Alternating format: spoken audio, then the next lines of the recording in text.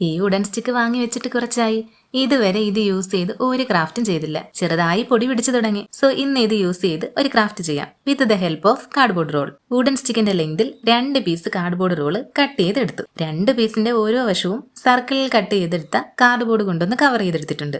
ഒരു cardboard റോളിനെ glitter sheet use ചെയ്ത് ഒന്ന് കവർ ചെയ്തെടുത്തു. ഇനി വുഡൻ സ്റ്റിക്ക് 2ആയി കട്ട് ചെയ്തെടുക്കണം. 15 സെന്റിമീറ്റർ ലെങ്തിലുള്ള സ്റ്റിക്കിനെ 7.5 സെന്റിമീറ്റർ ലെങ്തിൽ കട്ട് ചെയ്തെടുത്തു.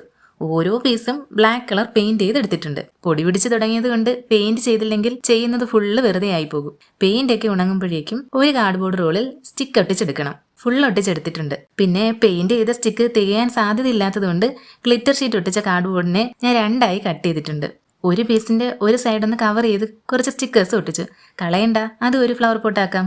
മറ്റേ പീസിൽ പെയിന്റ് ചെയ്ത വുഡൻ സ്റ്റിക്ക് വീഡിയോയിൽ കാണും പോലെ ഒട്ടിച്ചെടുത്തു. എന്തായാലും കറക്റ്റ് ആയിട്ട് തികഞ്ഞിട്ടുണ്ട്. കട്ട് ചെയ്യാതെ ഒട്ടിച്ചതും ബ്ലാക്കും ഗോൾഡും പെയിന്റ് ചെയ്തെടുത്തു. ഫൈനലി എല്ലാം കംപ്ലീറ്റ് ആയി. വുഡൻ സ്റ്റിക്ക് കട്ട് ചെയ്യാനും ഓരോന്നായി പെയിന്റ് ചെയ്യാനും സൂപ്പർ ടാസ്ക് ആയിരുന്നു.